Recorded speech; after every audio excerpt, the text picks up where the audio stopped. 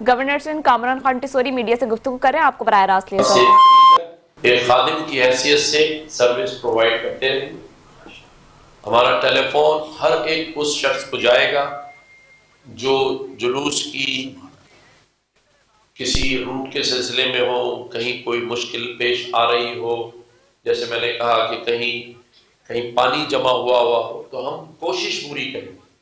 میں بار بار یہ لفظ کہتا ہوں کہ لوگ شاید یہ سمجھتے ہیں کہ گورنر کے پاس یہ اختیار ہے کہ وہ فون اٹھا کر یہ کہے کہ یہ کر دو۔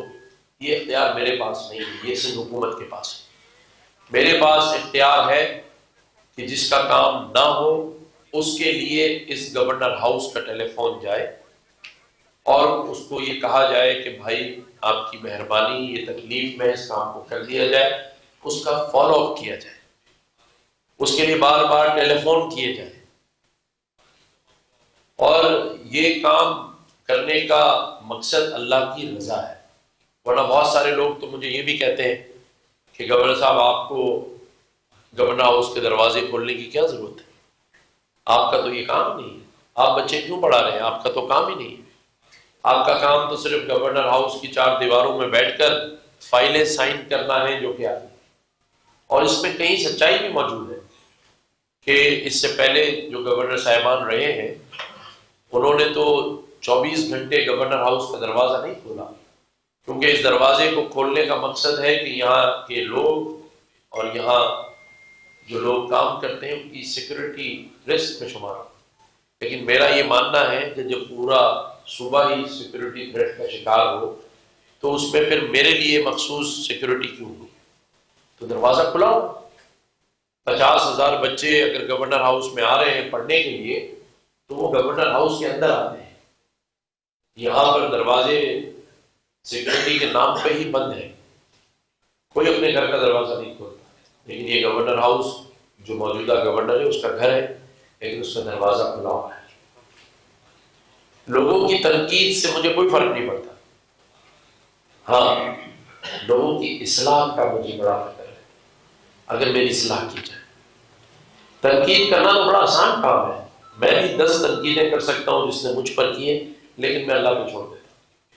ہاں لیکن کوئی میری اصلاح کرنا چاہے تو 24 گھنٹے میں اس کے لیے، اور اصلاح کا مقصد بھی یہ ہوتا ہے کہ اگر مجھ سے کوئی کوتاہی، غلطی، سرزد ہو گئی ہے تو اس کی اصلاح کر دی جائے۔ اور تنقید کا مسئلہ یہ ہوتا ہے کہ کسی کو نیچا دکھایا جائے، جو کہ ہمارے مذہب نے بھی منع کیا، اسلام نے منع کیا۔ اگر سب سے محبوب چیز اللہ کو کوئی ہے تو میری نظر میں ہو سکتا ہے میں کلام اس کی اصلاح کروں، تو پردہ ہے، کیونکہ اللہ نے بھی ہم پر پردہ رکھا۔ ہم سبھی کو ہمارے بارے میں علم ہے کہ ہم کیا ہیں، لیکن اللہ تعالیٰ نے سب کا پردہ رکھا ہے۔ میں اللہ تعالیٰ سے یہی دعا کروں گا کہ تمام تقریبات خوشخوبی اور خیر وعافیت سے ہو جائیں پورے پاکستان میں، جلسے جو جلوس ہمارے ہیں وہ سب کامیاب جلوس ہوں، اور جس طرح باقی ملکوں نے ٹکٹ اور کوئن جاری کیا ہے، سکہ، الحمدللہ ہم اگلی پریس کانفرنس اس کے اجرا کی کریں۔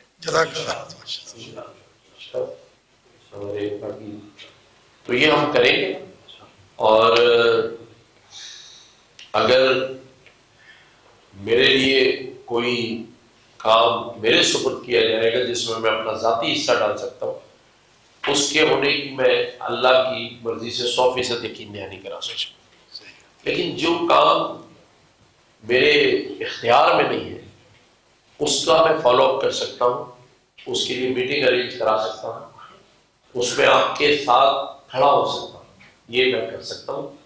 لیکن یہ خدا را دلوں میں اور دماغوں میں سے نکالیں کہ گورنر ہاؤس جو ہے وہ ہر چیز پر یہ اختیار رکھتا ہے کہ نوکری دے دی جائے، پانی نہیں آ رہا تو پانی کھلوا دیا جائے۔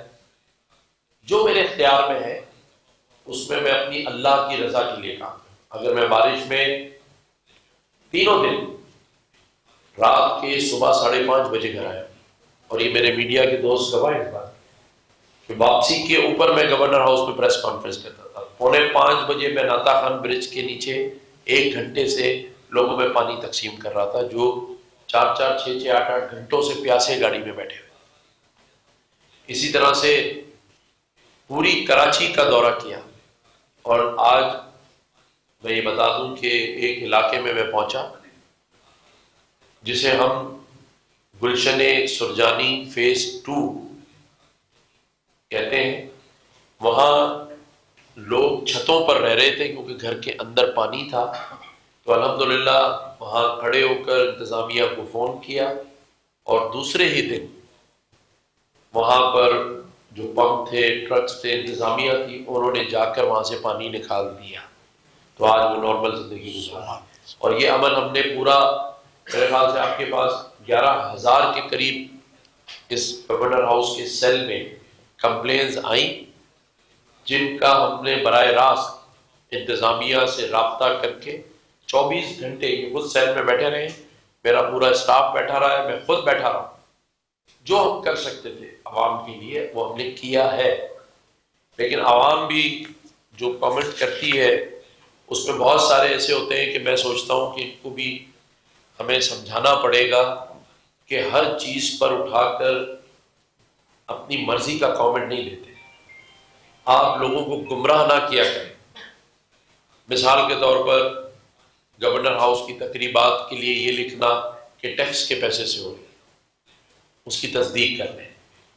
یا گورنر ہاؤس کے لیے یہ کہنا کہ آپ تقریبات تو کر رہے ہیں، ہمیں نوکریاں نہیں دے رہے، تو یہ بھی تصدیق کر لیں کہ گورنر ہاؤس کے پاس نوکری دینے کا اختیار نہیں ہے. اگر ہوتا تو میں کوئی شخص نہ بچتا جس کو نوکری نہ دیتا. لیکن ہم کوشش ضرور کرتے ہیں، اور کوشش جب تک میں اس منصب پر بیٹھا ہوں.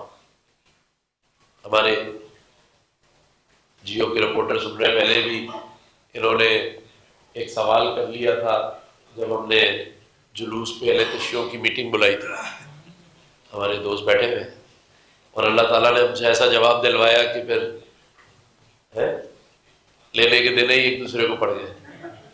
لیکن چلے، میرے صحافی بھائی بھی بیٹھے ہوئے، آپ سب کو میں خوش آمدید کہتا ہوں.